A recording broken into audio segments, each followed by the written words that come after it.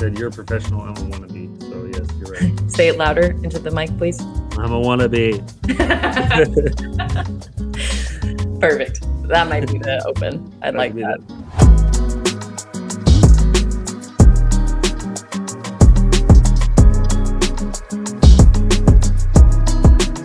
We've been away for a while, but welcome back to the No Bad Shots podcast. I'm Alyssa Charleston, and this is the Stephen Madison.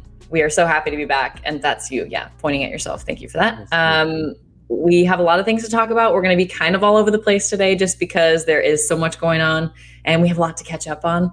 But we're going to be talking a little bit about what we've been up to, what we've been watching, and then we're going to talk some soccer, which is soccer. Unlike us.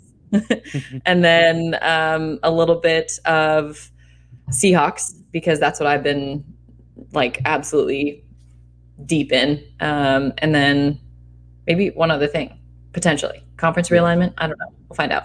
Conference realignment is interesting because we both went through it the first time. So we'll get into that. But first of all, Stephen, how are you? How's everything going? What's your life like? It's going good. There's been actually a lot of smoke out here. I don't know if it's been affecting you in Seattle, but I've been checking your air quality. It's not as bad as it was. I think was that last year, got up to like 400 or whatever it was, like crazy, but still 190. Making those lake days not as fun. It makes it tough to, relax and enjoy the lake like I want to, but it's been good. It's been really good. How's everything been with you? It's been good. Busy. I'm starting up Seahawks training camp, and I've been out there every day. This is the most tan I've ever been because, I'm not putting on SPF, at least on my legs. I am facially, protecting the skin. But learning a lot about the Seahawks, studying them like crazy. I hosted a little show. So for those who are into the Seahawks that listen to our podcast too, I'll try to keep you updated as often as possible because they've got preseason game. I'm up close and personal. And my biggest takeaway is Carlos Dunlap is huge. He's so much taller. He's like 6'6", way taller than I thought he was for a defensive end. He's kind of like me. He's kind of like you. Okay, he's 6'7". He's 6'. He's an inch taller than Steven officially. I'm 6'7". I probably way more than him, but yeah, that's sad. I don't know. That dude is big. He's big. He's big.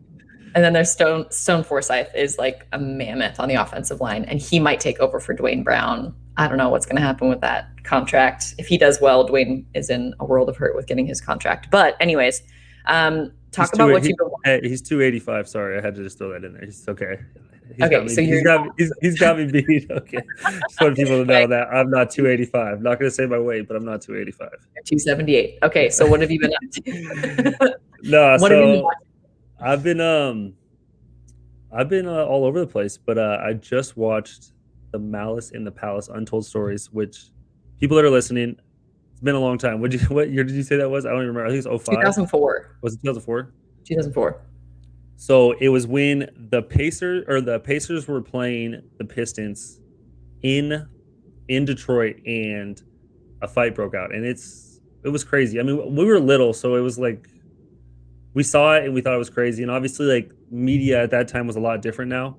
Because think about it, if it was now, there would have been thousands of videos from inside the arena, but back then it was just ESPN reporting it over and over and over and over and over again, and that's all we were able to see. And it's just an interesting thing. I mean, it started with, if people don't know what happened, it's basically the Pistons were losing to the Pacers by 15. It was like it was one of the earlier games in the season. It was the first time they went there. And a fight broke out literally at the end of the game. Star Ron Artest got into it with Ben Wallace. Person threw a beer on him. All mayhem broke out. People started fighting, and it got absurd. People threw a beer at Ron Artest, who is now Meta World Peace, who is also psychologically he's like Dennis Rodman in terms of he was saying, though, so he was doing therapy, so he went and laid down on the scores table, which no one's ever done in their life, and they're at a different, like, opposing arena. He was saying he was doing the 5-second thing where you take 5 seconds and then you react, because Ben Wallace came after him, and he kind of was just like, all right, like, he didn't like re-attack him, nothing. So he's like, I laid down, did my 5 seconds, and then beer hit him in the chest on the scorers table. He's literally laying on the scorers table. Whole place went into mayhem, and it was crazy to see it again and like see more video. Like it's all VHS, so it's still a little grainy, but it was absurd. Like People like when they were walking out was insane. People just dumping drinks and like popcorn, like just straight on their heads right as they're walking through the tunnel. like a shower as they're being ejected. Well, you made a great point though. Like it was reported on so much differently because there were so few people with access to a camera, and it would be so different now with everybody on social media, and guaranteed with all these players having Twitter, there'd be different sides of the story, like what was said, what wasn't said. And it was the first major fan, like spectators getting involved. A dude was on the court, and you said they interviewed him. Like, so how highly would you recommend people watching this, listening to this, should watch? Yes, definitely. You should definitely watch it because they had all the star players. They had Ben Wallace in it. They had Reggie Miller. They had Jermaine O'Neal. They had Steven Jackson. They had the guy that got punched in the face. They had the guy that threw the beer. They had it all. And it was crazy how the news narrative was like being spun on these guys for being like thugs and being, when there was a lot of people were to blame. It wasn't just one specific person. Like there was a whole thing of events that happened. And it was like bad. It was bad because it ended up going to, I didn't even realize this, but like Jermaine and they all went to a federal judge. And the federal judge, like Jermaine fought it. Steven Jackson and Ron Artest like didn't really fight it, so all their stuff was upheld, or like they had to do their suspensions. Jermaine O'Neal, the federal judge said with all the video clips, he was in the right for like punching people and self-defending themselves, and he got all his games back. So he didn't have to sit out for 25 games. That's what I have written down is what he got suspended. Yeah, so and it's crazy because you see the federal judge do that, and then they have like all these interviews with Stearns basically saying it's 1 versus 0 because they were asking like, so did the committee, was it an unanimous vote? And he's like, yeah, 1-0. It was just him. So like there was a lot of weird things with it that was like they're trying to set a precedent of what was supposed to become. Like, we don't want this ever to happen again. But I don't know. It was a little aggressive, and the media, like, they spun it weird too. Like I was talking to Alyssa about earlier. I'm reading a book called Talking to Goats, and Jim Gray talks about how everybody was reporting about it one way the day after it, and then the NBA came to them and pressured them not to report that way and to spin the narrative completely different. And that's the other thing. When you have control of all the videos, you can do that. Nowadays, you know how many videos we see? You would know who the person was that threw the beer right away. You would know where fans were, like what was going on. Like, it's just such a different time, and it's crazy where we live in nowadays. So true. And really quickly, you also mentioned how much it impacted the career of Reggie Miller because they were so good the year before. And then you have Ron Artest suspended 86 games that season, the season where they were supposed to compete, potentially make it to the finals. He's out 86 games. Steven Jackson suspended for 30. So Reggie Miller could have gotten that ring potentially. Well, it's funny because the year before they lost to Detroit in the finals, or the Eastern Conference Finals, and it came down to Game 6 where Ron Artest got a flagrant foul with 2 minutes left and they're tied. That was a year before. Yeah, Rip Hamilton gave him like kind of like a nut shot, and Ron Artest just did one of these. Like Rip Hamilton went to back him down, and Ron Artest gave him like kind of one of these, just kind of high in the like back of the head. Yeah, not like really bad. Like if you rewatch it, it's not like, I was kind of like, oh, that's whatever. But it was just like this, and Rip sold it, and like it's like 2 minutes left, that blew the game. Young Rick Carlisle, who's actually back there now coaching there, which is funny because they show a really young Rick Carlisle like interviewed after the game. He's pissed, like he's like, what do you think of Ron Artest? And he's like, I don't know. But yeah, go watch it. It's good stuff. Good stuff. Okay, so my recommendation lately is Ted Lasso. I was highly recommended to me by like 5 different people.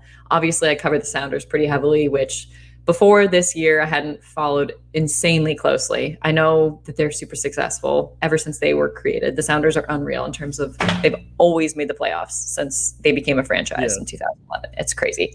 So Ted Lasso, when I told you I've been watching Ted Lasso, what was your reaction? I thought it was like some Texas Midwestern boy named Ted Lasso that's living on a farm. I don't know what it was. I was like, what the hell? Yeah, what the heck? Okay, so go ahead. What is it on? Like, what is this Ted Lasso? It's a woman who takes over a soccer club in the Premier League in England. It's a made-up soccer team. Her and her husband get divorced. It's his most prized possession. So she takes over because sounds about right. Sounds like tough situations in divorce. Yeah. She wants to tank it. And so she hires a certain coach, and I'm not going to spoil too much, but the coach ends up being best human, first team All-American in terms of like morals and amazing human. And it's hilarious. It's Jason Sudeikis, and he's so good. Oh yeah. He's unbelievable. I did not think I was going to get as into it as I did. And like most of the jokes land for me. Some of them are a little too corny, but oh my gosh, it's funny. It'll make you laugh. It's made me cry by myself here in my apartment. It's really good. So I highly recommend. That's funny because I remember seeing, he used to do those videos like with Tottenham. Did you ever see those videos? Mm-mm. Where he acted like the coach of like a Premier League team. With the Hotspurs? Yeah, Tottenham. Is this all the same thing? No, yeah. So there was like YouTube videos like where he went and did like a play head coach for the Tottenham. Oh my gosh. How new is this show? Is this show pretty new then? Yeah, like within the last year. Oh, okay. So yeah, this is like 5, 6, 7 years ago. So that's funny. So those videos were like pretty hot. Like they caught a lot of views and were big. So I wonder if that just kind of spun out of control and they're like, okay, let's just make him a coach on the show. Oh my gosh. Now I'm going to totally look that up. I guarantee you that has to be where it's from. Because he's like a football coach in America, and they bring him over and he's never coached soccer. That's why she wants to. Yeah. That's like the same thing that happens in those videos. That's crazy. Maybe it's all tied together somehow. I don't know. But I thought you were gonna go like a different way. That she was gonna like get with him, and then they were gonna just tear down the team, and she was gonna marry the coach of the team and get back at her husband. That would have been. Well, geez, I don't know if that's gonna happen yet. That could still happen. Oh yeah, I guess. What is it? One season in? Is it one season in? No, I think it's 2. But what is it on? It's on Apple TV. Oh, so I highly recommend. You're ritzy. You're ritzy in the Seattle area. I'm paying for like a week, and I'm definitely gonna cancel this subscription too. So before I get speaking of divorces, I just saw an article today that Bill Gates had to send Melinda $2 more billion in stock options today. So, oh my gosh, I forgot that they were getting divorced. That's just heartbreaking. That's wild though. She's getting Bezos. Well, did you see that Bezos' wife and her just donated $40 million to the women's suffrage, or I think it was women's suffrage thing? Love that. Doesn't surprise me at all. They're both. I mean, no matter what, you hate to see them split up, but they're both very, very giving humans. I mean, yeah, she got 40 billion, and Melinda's gonna get like the same. So that'd be pretty generous. Okay, let's transition to. Sorry, get sidetracked. Messi, Lionel Messi. Yeah, weird. That never happens. You never get sidetracked. You're always super focused. Yeah. Soccer, Lionel Messi not staying with Barcelona. We won't talk about this super long because we have a basketball audience, but it is interesting because it's really the first big 3, I think, in soccer. No, because Barcelona had Suarez, Neymar, and they were stacked. They're really good, and like Real Madrid had like Gareth Bale, Cristiano Ronaldo, and some other guys, but is that 3? Yeah, they had 3.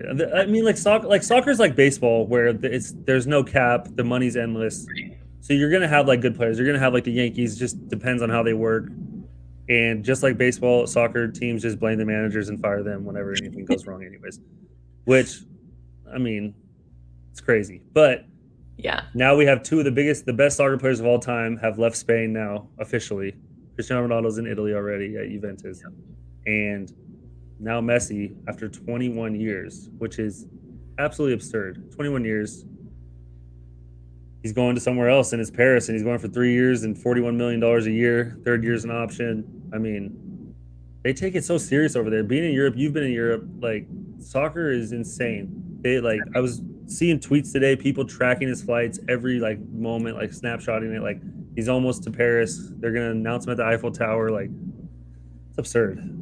That is insane. They love their soccer. It is number 1. It reigns over everything. But imagine playing at Idaho for 21 years, just being that committed to being a Vandal. That'd be sick.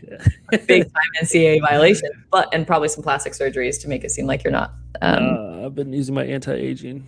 But it is crazy because he's joining one of the not budding superstars. He is a superstar. Kylian Mbappe, Neymar. Yeah. and Messi all on one team on PSG, Paris Saint-Germain. So See, now they shouldn't lose, but if they lose, then they can just fire their manager and say it was his fault. So they'll be good. Yeah. They'll be straight. there you go. But it's pretty wild though. Think about that. They're like doing like stuff at the Eiffel Tower. Like in our sports, like we don't do that. LeBron and them went to South Beach and they did a stupid tour and said not one, not two, not three. Like they put on their own concert. Like what we don't do things like that. I don't know why. I guess soccer is just such a like long heritage of sport in those countries. It's like different. I don't know. It's weird. It gives fans something to get to and be present for and get excited about. I mean, you do have some announcements like that. I mean, the LeBron, D Wade, and Chris Bosh thing is like the most memorable thing here. But I mean, the Kraken expansion draft was a big play. It was a big, fan event. Gary Payton trying to throw in the sea. They put up Sean Kemp up there, who's been eating at Dunkin' Donuts for the last 10 years. And they got Gary Payton. They put Sean Kemp in a medium and threw him up there and said, "Go Kraken." And you're trying to tell me that's similar to the Eiffel Tower announcing Messi? Come on. They didn't even do that with LeBron. It's just different. It was a stretch. I think it's just because we live like in America, just in a different social media world. I feel like we're just so like we're on to the next thing instantly. I don't know. We don't cherish things. We don't cherish things anymore. Like player movements like this nowadays. There's no like. Tom Brady was pretty big. Tom Brady going to the Buccaneers was probably pretty big. They probably did some crazy stuff there. Yeah, we just don't know about. But it wasn't like worldwide. You're right. No, I would just assume America would just go over the top, overly, too much compared to Europe. But you're right. When it's soccer, when it's football, talking like European football, they go over the top. So, all right, Kraken draft was a stretch. That was a stretch. Wait, hold on though. David Beckham did come to LA when that was pretty big. True. They made a big deal about him going to LA Galaxy and playing. Like, it's just weird. Just I guess it's just like the world being so involved with it because they're the most famous players in the world. If you go to any like I'll just click on I'll see a picture of like a soccer player tagged in it. I'll click on it. They always have millions of followers. That's not like our athletes here. You click on like, you know what I mean? You click on just a normal average football player or whatever NBA bench player. It's like a couple 100,000 followers. It's not like 10 million. Like it's just a whole different scale. It's definitely a worldwide fame. Yeah. Compared to like, we definitely have our own bubble with our sports here in America. I think that's enough talking soccer. Yeah, get soccer out of here. I played in like third grade, but that's the only year I played too, and I'm really impressed with your knowledge. Like you know your stuff. I mean, I scored 6 goals a game, but that's what it was. Just details. Details. There's you wanted to know my details. I scored 6, assisted on 3. It was 9-1 per game. Oh, you're talking one game. No, I was okay. I was one of those kids that I couldn't take people not taking it serious. So I was just always like kind of anal as like a young kid playing sports. So I just had to win at all costs. Okay. So you're like cutthroat, like yell at kids. I'll take the ball and like pass, move. I'll take it and score it. I'll dance around the goalie type thing. I love that. All right, kept it short. Next, move on. That's great. Steven averaged 6 goals a game in his third year. Grade 3 career. Real quick, conference realignment, it's changing. Texas, Oklahoma started another wave. They're leaving the Big 12. The Big 12 is mad at ESPN because ESPN is apparently coercing it or talking about it or creating more thunder because they own SEC Network, and having the big names of Texas and Oklahoma might make them more money.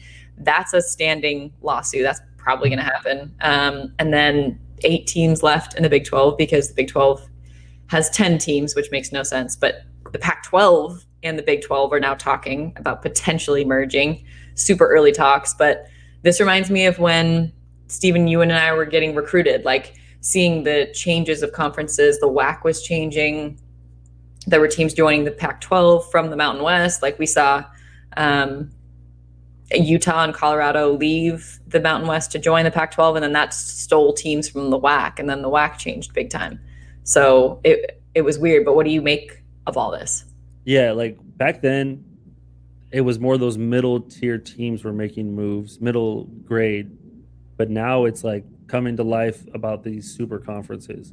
It's Mhm. been talked about for whatever a while now, but now it's actually like happening. Like the money, the NIL stuff, like this is all making this like explode forward, and it's looking like it's going to happen because everybody's was realigning back then because they're better at football. They're going to move to this conference and just building these better football packs, like making the Mountain West better, taking all the WAC teams and moving them to the Mountain West. And now it's like it's all going to be about money. I mean, even bigger because they're trying to profit off this. Obviously, we've seen the Pac-12's issues in the last couple of years with money and being able to do anything right. And Texas and Oklahoma going to the SEC is just going to make that a super conference, and it's just going to create more and more super conferences, and we're just going to have literally a mini NFL. So that's basically what it's going to be. Yeah, that's honestly a great summation. Everyone's thinking it's going to become 5 power conferences. That's it. And a lot of people think that football programs are going to disassociate with the NCAA, not even be a part of the NCAA, because the NCAA doesn't actually make much money off of college football. College football makes a lot of money on their own. The NCAA makes almost no money on college football. It's almost all the NCAA men's basketball tournament.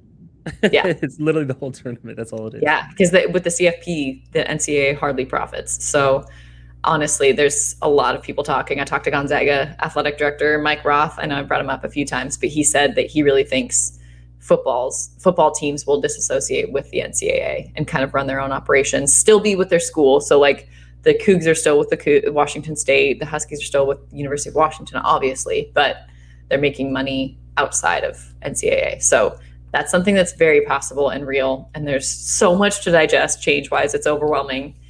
So much is going to change. What? So then there's no regulations on what you have to do for school then, right? You're not wrong. I don't know. That's a good point, because it literally would be in the mini NFL at that point.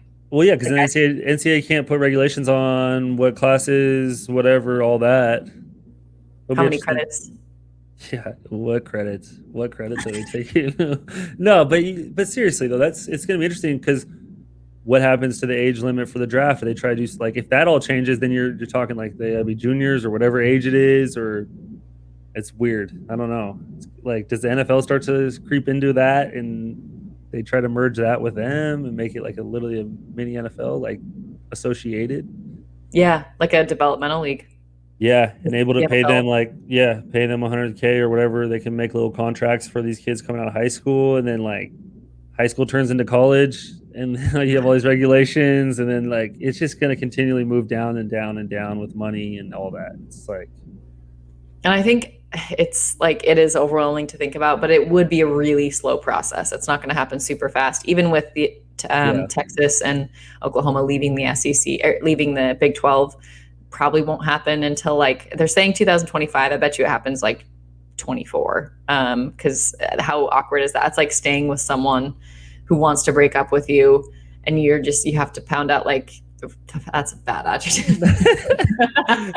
You have to handle it for like 2 more years and just be part of it. That's miserable. There's situations like that though. You got kids, and you got 2 more years of high school, and then you know what? There it goes. That's true. It's not ideal for anyone. No, definitely not healthy. Not healthy. But yeah. I'm interested to see what happens, because it is truly all about money. And like you have to think some of these schools like Idaho, what will happen with them conference wise? Where will they join if the Big Sky stays together? D1AA might be in a good position at this point, rather than being in a smaller, D1 conference. Yeah, well, but why would Idaho change? Like, what would make you think that there'd be a change in the Idahos? Well, if you have super conferences joining together, what happens to the rest of the mid-major conferences? What happens to? Oh yeah, I know what you're saying. What happens with the mid-majors and Sun Belt and the WAC for football. I'm trying to think of the smaller conferences, and they're all escaping my brain. But so I'm just curious what would happen with those schools. But FBS would change. Maybe FCS stays similar to what it is. Yeah, for sure. It'll be interesting to see what happens with those mid-majors, because you're right. It's just going to be 5 conferences, and then what's going to happen with kids too, with money? It's just all going to get weird. It's going to be so interesting. I know some of the mid-major schools I was listening to reading, not watching or listening. Good Lord. Audiobook? What are you doing? What's going on? I was reading an article about how the impact of NIL, what it's looked like after about a month, and the numbers, like outside of football players are making the most money, deals, but there are not many, like in terms of total athletes, making a ton of money and like a bunch of deals. We thought, you and I think we're pretty reasonable with what we thought would happen. Like not everybody's going to go out and sign deals all over the place, but because it has to be worth it for the company to reach out to some college player.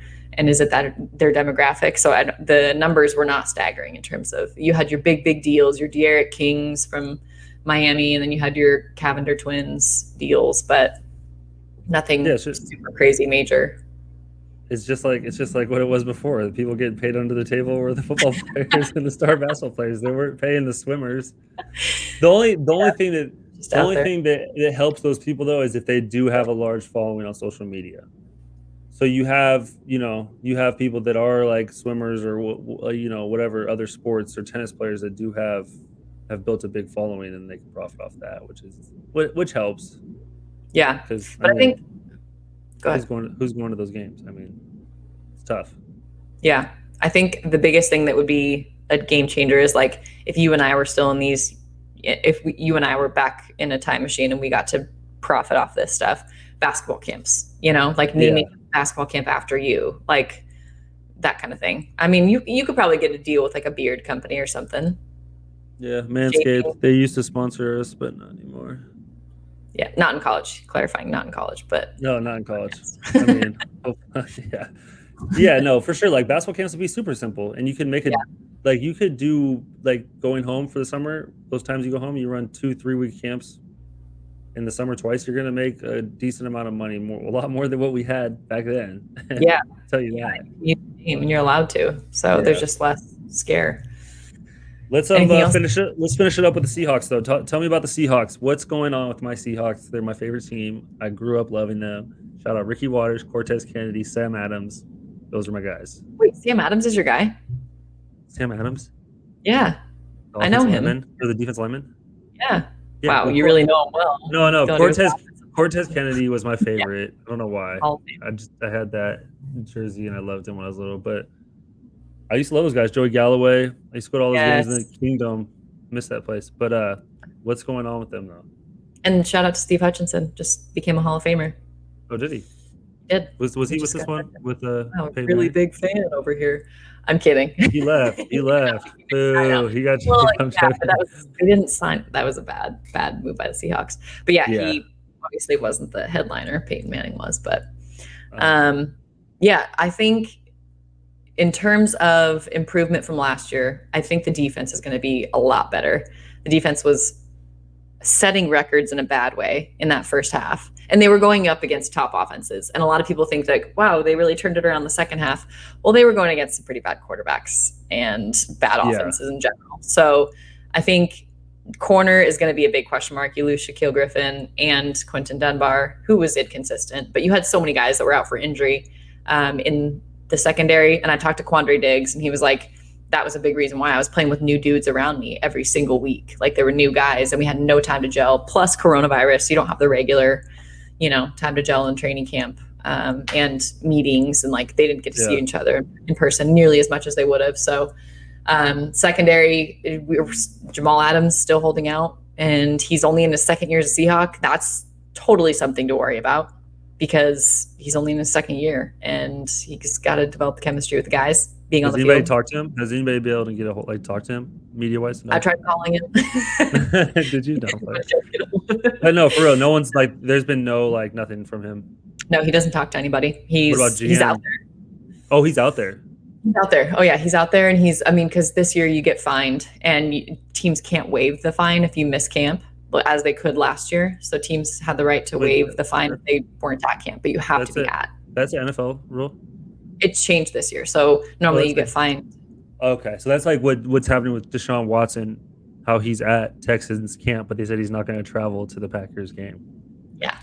It's so weird. But I mean, I'm sure there are a few other reasons, like 20 or 30 other reasons why Deshaun won't yeah, be traveling. yeah, no. But I saw that and I was like, what the heck? Why is he even there? But Yeah, I know. So that part's weird. is Um, Jamal a good teammate? Like, is he like doing everything that you should be doing out there?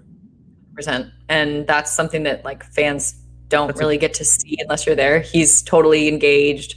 He's out there. He's talking to all of his teammates, and he's dancing around. He's loud. He's participating. And I get it. You don't want to get injured in training camp while you're waiting for another contract. I mean, he's going into the final year of his rookie contract, obviously from the Jets, but they want to keep him. It's just taking a long time. And that has never worked out in the past with Seahawks. Even with Cam Chancellor, didn't work out with Earl Thomas to hold out. So I don't know what's going to happen there. But pass rush looks scary. Talk to Benson? I haven't. He won't even make eye contact with me. A former Idaho football guy. Benson. Come on, Benson. So nice. He's trying to stay focused. I'm like, hi, Benson. How's it going? No. Have you tried to move down? No, I could just do like a one-on-one interview with him and be like, so how much do you miss Moscow? Is there fans out there or no? Is there fans out there? There are. Yep. Oh, there are fans. So there weren't last year, and that's been a big thing too. They've actually gotten to see people, the defensive line, like Benson is part of a competitive pass rush defensive line. It's going to be interesting. I hope because they were terrible last year, and they've got a bunch of pieces. Alden Smith, I will say, the guy that has been in a ton of trouble. He's had a lot of problems with alcohol, and right now he's facing second degree battery charges. But from what I've heard, I know a lot of people have like a bad opinion on him, like why is he even here? But he did speak to the media. He can't speak about his case or anything, but he is a really good dude, like in terms of what he says and what he's needed help. He's so super honest about needing help with his sobriety. So I think the more support people can get, like in his position, he shouldn't be, just let go and completely forgiven for everything. Obviously, you've got to face your consequences. But from what I've heard, the battery charges he's facing are not against, another female. It's an interesting situation. So I would withhold judgment on that, on Alden Smith. He needs a lot of help. He needs a lot of support, but he is a monster. He turned one of those sleds. Like I was talking to Dave Wyman, former Seahawks linebacker. He turned a sled upside down, not a one man, but it was like something. He's like, I've never seen that done before. Alden Smith did that. So people don't know who Alden Smith is. He was, the story of him coming back is actually insane.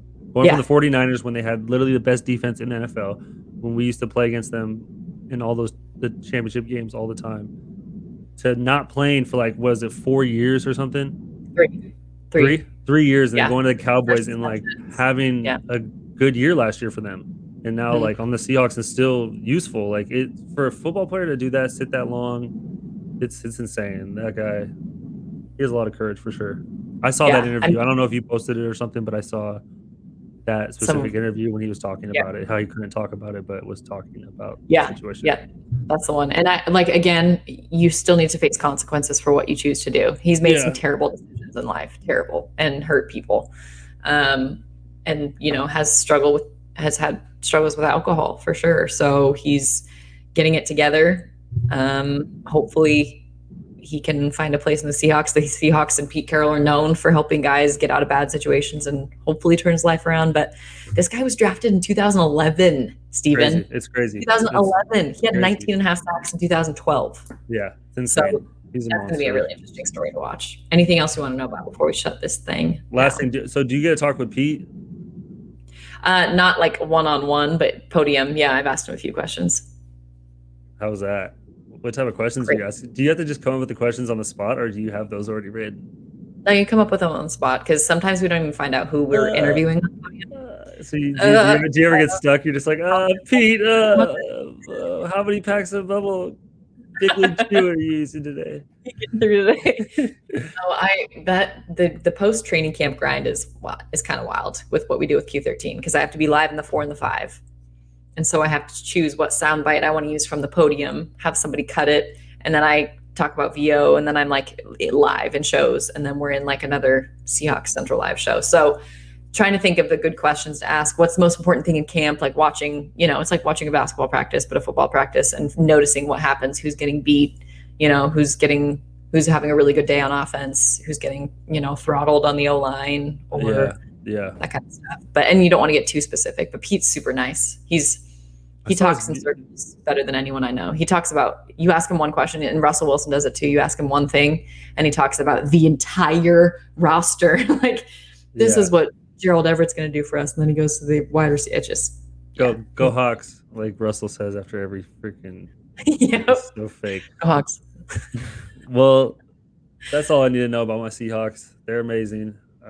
It's going to be a tough conference. It's going to be a tough. They're going to have a tough schedule and a lot of good teams. The NFL this year is really up in the air, and I love it because it makes it more interesting. Because there's not like someone that's just a set dominant favorite. I mean, obviously the Buccaneers are going to be stacked again, but Tom's old, but it doesn't matter, dude. Did you see the video of him hitting the? That was fake. What's that? No. You think it was edited? Wait, can you explain? What is the name of that thing? You're in media. You literally couldn't tell that was. I watched it over and over again. There was no cuts. It was a boomerang. It's just going back and forth. Oh my gosh! Now I'm gonna go check this thing out. Yeah, I don't know that little throwing machine. I don't know the name of it, but where he hit it right in the middle 3 times in a row. Yeah, popped right back to him. It's fake. All right, well, we can end on that with Alyssa getting tricked once again. It's been going on for years now. Oh, come on. I'm joking. Just like the time I bubble wrapped your car. That was. And you filled it with cardboard boxes too. Saran wrapped. Oh man, saran wrapped that thing tight. But we post noted your car back. Oh, Post-it notes. That was a lot. That was a lot of them. I just took it through the wash and left a bunch of post-it notes in the ground. Oh, you will. No, I didn't. I took them off single-handedly, and it was like, oh, Alyssa. We'll have to take people through these pranks maybe a later date. But we pranked each other and messed up with each other's cars quite often after practices. It was all right. Okay. Well, live from War Memorial. Hold on. I still think the Seahawks will have a winning record this year. Well, I mean, to encapsulate that. I'm just putting that out there. Well, as they always do. That's not crazy. I don't think that's crazy to say. They're good again. They have like the 3rd best quarterback probably right now. Yeah, but I was just negative about the defense for a while, so I just want to say about the offense. The offense should be fun with Shane Waldron. So I think they will do well. 17 games, not 16 this year. Go ahead and close this thing out. No, that is a good point though. I mean, they got an extra game. I think they'll definitely be over 500 for sure, and I think Russ is going to get back on track how he started last year, where he's like MVP candidate. Yeah, they've never been worse than 9-7 with Russell Wilson at quarterback. That's pretty crazy. That's nuts. That is nuts. But let's end this one up. It was good talking to you as always. Always.